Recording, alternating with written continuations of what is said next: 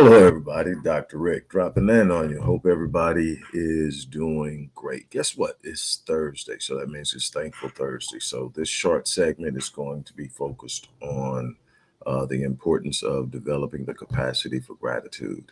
I'm not going to take a whole bunch of your time, I'm going to get right into it.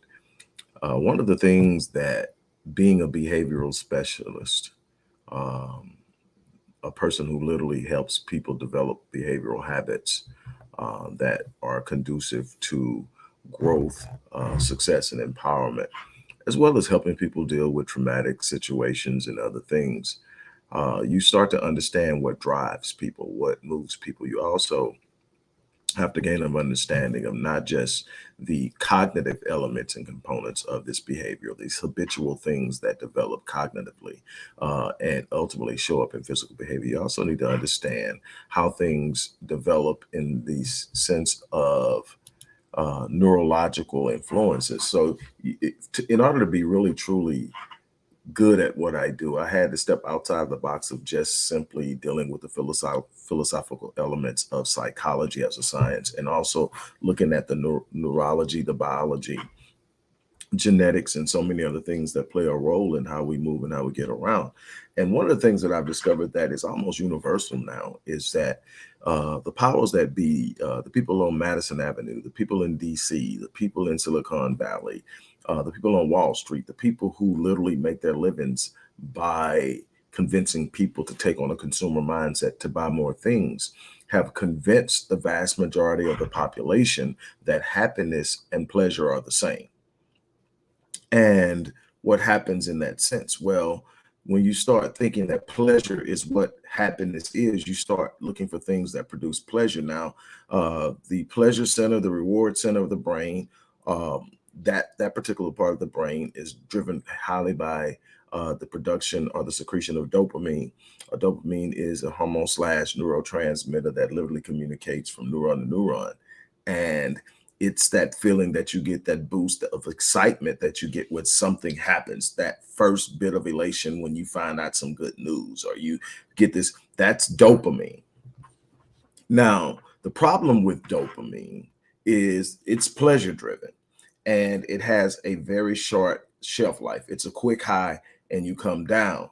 Also, the way the neurons fire when they're communicating with each other, it bombards neuroreceptors in the receiving neuron. And one thing about exciting a neuron that we've learned is that the more exciting, more excited a neuron gets and more frequently, the faster it dies. So literally, overdosing on dopamine over and over again literally creates a situation where you kill off neurons. So what neurons do is they reduce the neuroreceptors, the number of neuroreceptors, which reduces the impact of the incitement, which means that now, in order to get the same feeling you got initially, and you're going back and you're going for that rush, whether it's shopping, whether it's gambling, whether it's sex, whether it's drugs, it doesn't matter. This, whether it's meeting a new person, meeting a new a potential mate, whatever it is, you go back and you realize that the thing you did the first time doesn't produce the same feeling. So you got to double down on it. So you got to do it more to get the same feeling. And every time you do it, the number of neuroreceptors are reduced. So you got to increase it to the point you get to the point where no matter how much you do, you can't get the feeling anymore. That's called tolerance. You get tolerance with alcoholism, you get tolerance with gambling, you get tolerance with sexual addiction, you get tolerance with pornography. It gets to the point where you can't get the feeling you're looking for, but you're still chasing it. Now you call it addiction. So addictions are driven highly through overproduction of dopamine and chasing pleasure versus contentment, which is really true happiness. If you really truly look down, happiness is something that's sustainable. Happiness is a state of mind. Happiness is this place you get. It's normally produced by the production of serotonin, which is actually a neuroinhibitor. It slows down the fireman. It lowers the excitement. It doesn't really give a great deal of gravity to situational elation, which is what pleasure is. So, in this sense, instead of going out trying to get things to get happy, contentment and thankfulness and gratitude says, look at the things I have to be thankful for. Look at the fact that I'm breathing when people die younger than me. Look at the fact that I have a job and they don't. I mean, and no matter how bad of a situation you're in, there's somebody worse off than you. So there's always a way to say, this is where I'm at I have a reason to be grateful. It may not be the ideal situation, but it's the ideal state of mind. And that importance of building this capacity is what gets you through. I tell people all the time, when I wake up in the morning, the first thing out of my mouth before I roll over or do anything is thank you. And the thing is, I don't roll over, open up my phone and start scrolling. Why? Guess what that thing does? And they know this when they designed it, when they sell it to you, when they give you a new one, and they upgrade you, they get you to line up to buy the next best one. This is what they know. They know just by picking up your phone, you get a dopamine rush. There's a level of excitement just by picking this thing up. The subconscious understands that there's something on that phone, and you literally base so much of how you're going to feel on what could be on that phone that you get excited before you even open it. And you don't even realize it's happening, but you're releasing dopamine and you're numbing yourself to the capacity of creating contentment. You're giving up your personal sovereignty. Now, you may open that phone and somebody say, hey, look, you know, that gig we were trying to get, we got it. That's an extra so and so and so. You know, that raise you wanted, you got it. Blah, blah, blah. You know, whatever. Or it could say, guess what? So and so just passed. Guess what? You're fired. Guess what? A bunch of negative. You don't control it, but what you do know is how you start your day is going to have a massive impact on how the rest of your day goes. So what I do is I set the state of mind before I engage influence. Anything that's going to influence how I feel, I stay. Look, I'm going to stay here. I'm going to spend my time in prayer, in meditation, in a state of priming. I'm going to declare the things that are going to happen.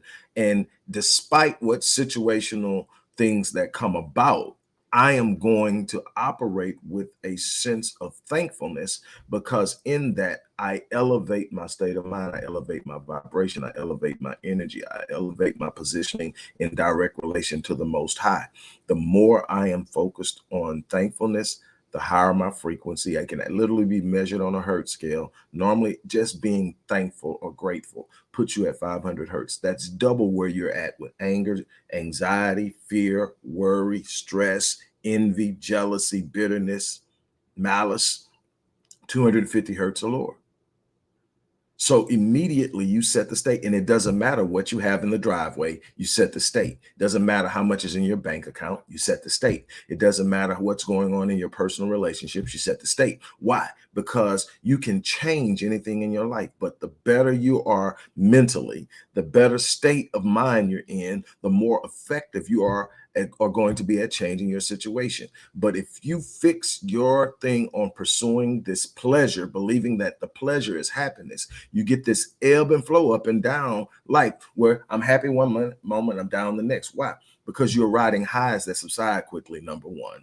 Number two, you're having to get more and more stuff to make you feel that way, because the dopamine is actually shutting down neuroreceptors and killing neurons. So eventually you can't get the same feeling. Now you're out shopping all the time trying to get a feeling that once took a pair of shoes to get. Now you're going in debt buying it. And that's what they want you to do. Why? They need to drive an economy that's a debt-based economy. They need consumers to overspend, meaning that they are literally buying it on credit. Why? Because that's what keeps this economy going. It isn't backed by anything of value. Took off the gold standard in 1971. So then it needs to happen. So we're in an entire culture that's being convinced that the things I have are what makes me happy. No. The one thing I remember Paul saying, no matter what state I am, I'm content. He didn't say that I am satisfied with where I'm at, as in complacent. He says, I'm content. There's a level of oneness with who I am and an understanding of what I'm capable of. And no matter what situation I find myself in, I'm content. There's a level of peace within me. There's a level of calm within me. There's a level of anticipation and expectation of what's possible in my life, but I'm not shaken by shifts in my situations. Downturns in my circumstances don't shake me. Why? Because I've built my contentment on an understanding that I'm walking in a purpose. I have a destiny, and that my situations, which are temporal, my circumstances, which are temporal, don't change me. There's nothing wrong with having pleasure, but pleasure can't be the thing that you build your joy on. It can't be the thing that you build your happiness on. Pleasure and happiness are not the same thing. The excitement you get from pleasure is short-lived. It's not meant to be sustained. It's meant to be an elative moment. It's meant to do exactly what if you're trying to keep yourself excited all the time, eventually you burn out the neurons and you drop in. And this is where a lot of people find depression, and they can understand why. And a lot of people are looking at those people going, how are you depressed? You got this, you got this. They've compiled everything they can compile, and they've burnt themselves out on compiling things, and the feeling isn't the same. That's why you find a lot of wealthy people depressed. Why? I've gotten everything I always said I wanted, and I still feel emptiness, because the emptiness is not filled with things. It's filled with purpose. It's filled with a level of joy and satisfaction and contentment about what I'm capable of doing. And I'm telling you, if you want to give yourself something that you can sustain and it never burns out, start working and helping people. Start your day with gratitude. Learn how to say thank you without having to have some exceptional, extraordinary reason to say thank you for. Learning to be grateful for the things you do have, for the life you have. And the thing is, when I'm at my worst, when things are not going the way that I think they should go, and it happens, when you look, you're going, man, what the world is going on? The one thing I look up and I say, as long as I have my mind, it's never over. It's never. Why? Because in my mind is also the ability to connect with the mind of God. And in the mind of God is the answer to every problem that you're ever going to encounter, every obstacle, every situation. The mind of God has the answer without worry, without stress, without energy exerted. God just knows. This universe is filled with knowledge, and it's waiting on you to consume it. And it can be consumed in so many different ways, but you've got to get out of your own way. Chasing pleasure doesn't open you up to the access to the answers to the situations and the circumstances and the problems and the enigmas that you're facing. That comes when you are able to calm yourself and become content and one with who you are, and connected to oneness with your purpose and your design as being connected with the Most High God. Let me tell you something. You have a responsibility to yourself and to your Creator to live at the level of your design. Just the fact that I have a purpose is a reason to be thankful. The idea that the Most High, the God of the universe, took time to intricately establish who I am. 23 chromosomes from my biological mother, 23 chromosomes from my biological father, coming together to create the 46 chromosomes that will create the uniqueness of me. There's only one in this entire universe. There'll never be another. That's something to be thankful for. Now, what will I do with it is what's going to determine how much I get out of it. I choose how impactful I am in this world. I don't choose the circumstances. Not all the time. Some of the decisions you make create circumstances, but there are just some circumstances that are going to roll up on you. But how you respond to them, how you engage them, is going to have the determination of the outcome of your life. Be thankful, be grateful. Focus more on contentment, true happiness, a place of being one with who you are. Some philosophers call it a Zen state, where you're one, and some people sit up and tell you in denial because it seems that nothing bothers you. Now, it's not that nothing bothers me. It's that I refuse to be shaken to the point that I can't live at the level of my design. See, I'm more focused on doing what I was placed here to do than chasing things that distract me from my destiny. Now, in the process of being who I am supposed to be, I can acquire things that I like. Nothing wrong with having some nice things. Nothing wrong with doing some nice stuff. Nothing wrong with going nice places. But that can't be what sustains you in this world. You've got to anchor yourself in something that will leave. Nobody's going to talk about the trips you took except the people you took the trip with once you're gone. Nobody's going to sit up and say, I remember when Doc said he flew over to whatever. Somebody that I travel with might say, man, I remember when we did this, God rest his soul. But nobody's going to be talking about what you did. Nobody's going to be talking about what you drove. Nobody's going to be talking about how big your house was. People will talk about the lives you changed. People will talk about the level of stability and strength you showed in some of the most trying and testing times, and how it inspired them to live their life in the same way by living your life in a state of gratitude, in a state of high expectation, in a state of high standards. You literally gave others permission to do the same. People will talk about that. People will talk about the impact. Yeah, people will talk about the impact. So then my thing for you is, when I'm talking with my clients, it's look, you determine what you focus on, and whatever you focus on, you feel. Trust me. Whatever you focus on, you feel. If you start focusing on what you don't have, everything that starts to pop in your mind will be things you don't have, everything that's going wrong. You choose what you're going to focus on, and whatever you focus on is going to create the emotion that's going to set your state. You are anchoring yourself by what you choose to give attention to.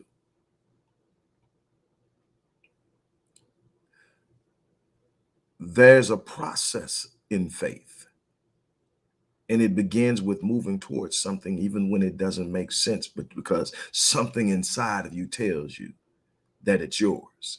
Something inside of you tells you that you are capable. Something inside of you can't even explain, says, I deserve to do that. Matter of fact, I have a responsibility to do that. So I'm going to commit to it. And the commitment isn't based on how I feel. The commitment is based on my belief that this is what I should be doing, and nothing in heaven or hell will turn me away from it. I'm going to finish what I start, and I'm going to anchor my satisfaction and contentment in the fulfillment of my destiny. Now, when I get something and I get excited, good, but the excitement, I'm not expecting to be what carries me. The commitment to my cause, to my purpose, to my destiny is what propels me. So when I'm feeling down, when I'm having a bad moment, when things don't go my way, when I thought I closed the deal and it didn't close, when people don't pay the invoices on time, when all the things that come with business comes, I'm not shaken by it. I'm built for it. I know where I stand. I know what I'm doing. When you thought you had something done a certain way and you look up and it turns out something different, and now you got to start back at the drawing board. I don't fall apart. And yes, I have bad days like anyone else. But here's it. I got a 90-second rule. Some people have 5-minute rules. Some people have 24-hour rules. Some people have 6-hour, 12-hour. Mine is 90 seconds. It started out as a 24-hour rule. I made up in my mind some years ago that I wasn't going to let anything negative impact me more than 24 hours. And then I said, nope, I'm not even taking it to sleep with me. So I dropped it down to the end of the day. I'm not going to bed with this on my mind. I'm going to release it. I'm going to reclaim my personal sovereignty. I'm going to stand in the height of what I expect from my life. I'm not going to allow my circumstances to paint my picture. I'm going to look at the vision of my destiny instead. Then I decided, well, hell, if I can do it in a matter of hours, because if something happened an hour before bed, I had to sit up and deal with it before I went to bed. So if I can do it in an hour, I can do it in 90 seconds. So if something happens, I'm going to literally give myself 90 minutes to be human. Cuss, I do. Sit up and say, ask God why, I do. Sit up and determine and classify it as what I think it is. Not going to say. But I got 90 seconds. Get it off my chest, yell, scream, stomp, whatever. Then I set it down. And the next question is, what do we do about it? What is the solution? If it's a problem, there's a solution. God designed the universe that way. You don't have problems without solutions. And God's mind has the answer to everything working. And the matter of fact, the answers are always on the way. Man, that's a story I love in the book of Daniel. And then I'm going to be going. Daniel, if you don't understand Daniel, you need to read the book. But Daniel has this unbelievable gift of being able to interpret dreams. He's able to tell people what their dreams mean with great specificity. Here's the thing, Daniel is used to being able to do this almost instantaneously. They ask him, he either knows or he prays about it, and he tells them immediately. But Daniel has his own dream, and it perplexes him. So he prays about it, and he asks God for the answer. And it says he waited patiently 21 days. He prayed and he fasted, waiting on it. And for 21 days, he got no answer. But on the 21st day, there stood before him an angel of God. Many theologians believe this is the messenger angel, Gabriel. And Gabriel says to Daniel, Daniel, man dearly beloved God, stand up. He said, from the moments that you prayed, your words were heard. From the moment that you sought the answer, your words were heard. But the prince of Persia, talking about spiritual warfare now, withstood me for 21 days. And we had to call down even the warrior angel Michael to wage war in the spiritual realm so that I could bring you the word. But from the moment that you sought to understand, so the things that you're waiting on are already on the way. Be in the right space, in the right state of mind, first of all, to receive it. A bunch of you can't receive the answer in a state of fear. You can't receive the answer in a state of anger. You can't receive the answer in a state of bitterness. You can't receive the answer in a state of anxiety and worry. You've got to step out of it and start standing firmly planted and believing that you're here for a purpose, and that the one who placed you here has the answer. And the one that placed you here prepared you.